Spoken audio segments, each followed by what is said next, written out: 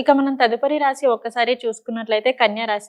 మరి ఈ కన్యా రాశి వారికి కూడా ఈ వారం అంటే ఏప్రిల్ 28 నుంచి మే 4 వరకు మరి వీరికి ఏ విధంగా ఉండబోతుంది? ఉద్యోగస్తులకు గాని, లేదంటే వ్యాపారస్తులు గాని, లేదంటే ఇంట్లో ఉన్న గృహిణులకు గాని, భార్యాభర్తలకు గాని వీరందరికీ అన్ని రంగాల వారికి చూసుకున్నట్లయితే ఆదాయం పరంగా ఏ విధంగా ఉండబోతుంది అనే దాని గురించి అయితే మాకు ఒక్కసారి తెలియజేయండి గురువుగారు.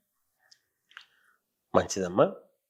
కన్యా రాశి వారికి ఈ వారమంతా కూడా ఎలా ఉంటుంది అంటే చాలా బాగుంది అనేటువంటిది తెలియజేస్తూ ఉన్నాను.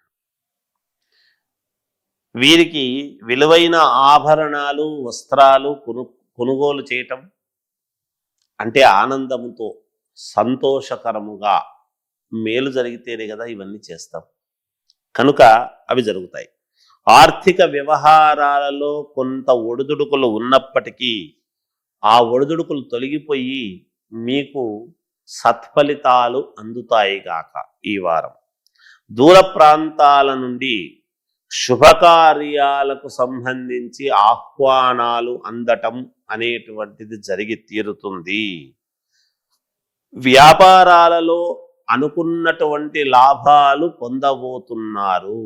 ఒకవేళ వ్యాపారం చేసేటువంటి వాళ్ళు ఖచ్చితంగా మంచి లాభాలు అనేటువంటివి పొందుతారు.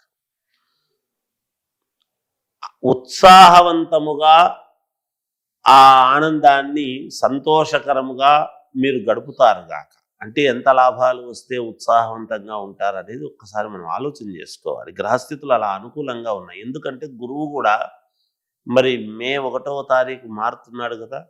వృషభములోకి వచ్చినప్పుడు కన్యా రాశి వాళ్లకు మరీ యోగము కదా. అందువలన అది అర్థం చేసుకోవాలి. అలాగే నూతన గృహ వాహనాలు కొనుగోలు చేయటం లాంటివి జరుగుతాయి. అపార్ట్మెంట్స్ కొనటము, ఇల్లు కొనాలనుకోవటము, లోన్లు రావటము అనుకూలించి తీరుతాయి గాక. ముఖ్యమైనటువంటి పనులన్నీ కూడా సకాలములో పూర్తి చేసుకుంటారు గాక. నిరుద్యోగులకు నూతన అవకాశాలు దక్కుతాయి. ఉద్యోగాలలో ఉండేటువంటి వాళ్లకు పదోన్నతులు అనేటువంటివి వస్తాయి. అప్గ్రేడ్ కావటం అంటే ప్రమోషన్లు రావటం అలా జరుగుతుంది గాక. చిన్న తరహా పరిశ్రమల వాళ్లకు చాలా అనుకూలముగా ఉన్నది. చాలా సంతోషంగా వ్యాపారాలు చేసుకుంటారు.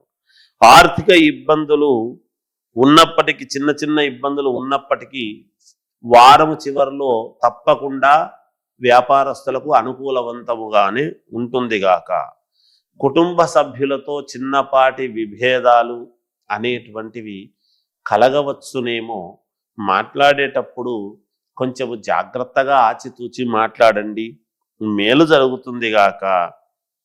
మీకు ఇంకా మెరుగైనటువంటి ఫలితాలు సాధించాలి అని అనుకునేటువంటి వాళ్ళు విష్ణు సహస్రనామ పారాయణం వినటము కానీ, లేదా విష్ణువుకు సంబంధించినటువంటి నామాన్ని తలుచుకోవటము కానీ, విష్ణు ఆలయాలకు వెళ్ళి శ్రీ మహావిష్ణువును దర్శనం చేసుకోవటము కానీ చేసుకుంటే ఈ వారమంతా కూడా మీకు మేలు జరుగుతుంది గాక.